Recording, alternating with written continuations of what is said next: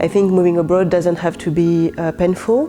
Moving abroad taught me to be quite open-minded and open to diversity. When you go and live in other countries, you start to appreciate your own country as well. But the biggest is perhaps to find someone that guides you through the process of finding new people in different places. I came back a lot braver. It has taught me to never take anything for granted, but everything can be worked out and you'll get there eventually.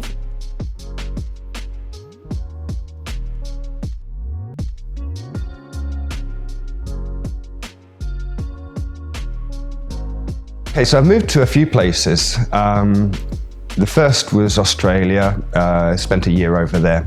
But then after that, I traveled a lot and lived abroad, mainly in South America, because I enjoy teaching, that's my profession. And I was teaching in Ecuador, Argentina, and I also worked in Brazil and Guyana, doing different work. Obviously, it's one of the greatest experiences that you can have, I believe that. There's a challenge, obviously there is, but at the same time, I think the rewards that you get from it far outweigh the difficulties. Well, the challenge, I think, initially was to leave the family behind. For one of my trips, I went to Guyana, and I went to work for a jungle survival company. And that was a challenge to be in such an alien environment and to live in a way that I'd obviously never lived before.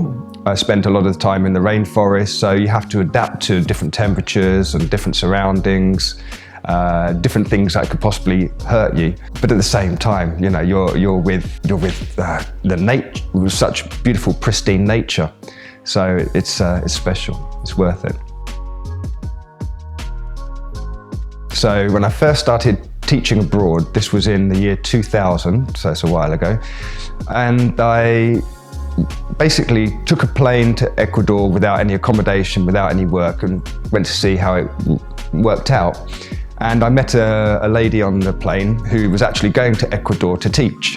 So we got chatting. I ended up going with her to the school where she was planning to teach. I did a trial class over there. And then I ended up moving into the same accommodation as her. So it worked out well in the end. Yeah, I mean, there's so many places in London, and hopefully you will come and see these places. But I'd like to recommend one or two places outside of London because everything's quite accessible.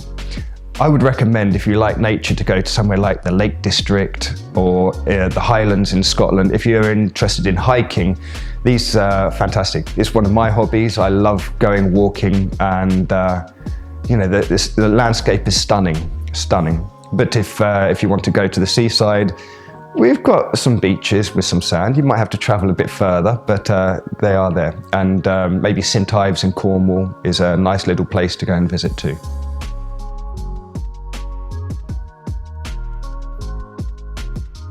So I train people in English. If you're coming over from another country and you would like to improve your level of English so that you can communicate freely and easily in your personal life or in work, then I offer one-to-one training along with my teachers, and I also offer group classes, and I think probably the most exciting thing is the immersion packages. So with these, either myself or one of my teachers will take you around London, explore London, the places that you want to see, and at the same time you'll be learning English.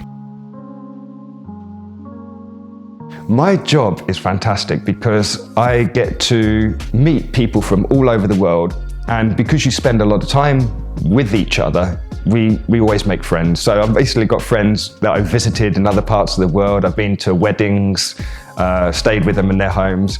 But I think just having them here and having a chance to meet these people is fantastic. I meet people from all different walks of life. Everybody has their own stories to tell. Everybody educates me as well as me educating them. So it's a very special job, and it's always different.